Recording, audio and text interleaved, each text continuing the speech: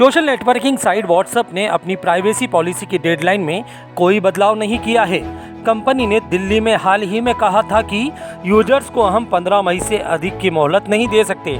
इसलिए जिस किसी ने प्राइवेसी पॉलिसी को स्वीकार नहीं किया है, अब उनके अकाउंट को हम डिलीट करना शुरू कर रहे हैं। हाईकोर्ट में कंपनी की पैरवी कर रहे वकील कपिल सिब्बल का कहना है कि यूजर्स से प्राइवेसी पॉलिसी को स्वीकार करने के लिए कहा जा रहा है। यही नहीं, जो यूजर इस पॉलिसी को स्वीकार नहीं करेंगे, उनके अकाउंट्स को धीरे धीरे डिलीट कर दिया जाएगा। कपिल सिब्बल ने बताया, हमने यूजर्स से पॉलिसी को लेकर सहमत होने का आग्रह किया है। यदि वे सहमत नहीं होंगे तो हम उन्हें डिलीट कर देंगे। इस पॉलिसी को स्थगित करने का कोई प्रस्ताव नहीं है। आपको बता दें कि कंपनी की इस पॉलिसी को लेकर अब विवाद खड़ा हो गया है।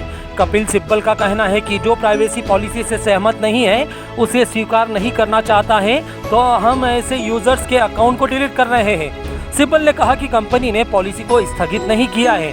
आपको बता दें कि व्हाट्सएप की तरफ से प्राइवेसी पॉलिसी का जो नोटिफिकेशन जारी किया जा रहा था, उसमें 15 मई तक की डेडलाइन थी।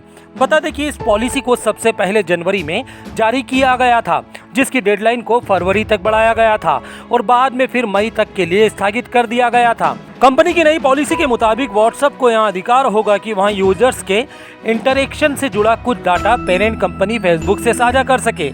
इसी को लेकर यूजर्स को कंपनी प्राइवेसी पॉलिसी को स्वीकार करने का नोटिफिकेशन भेज रही है, जिसे स्वीकार करने पर आपका व्हाट्सएप आगे जारी रहेगा। इस मामले को लेकर हाईकोर्ट में सुनवाई चल रही है, जो फिलहाल 3 जून तक के लिए टाल दी गई है।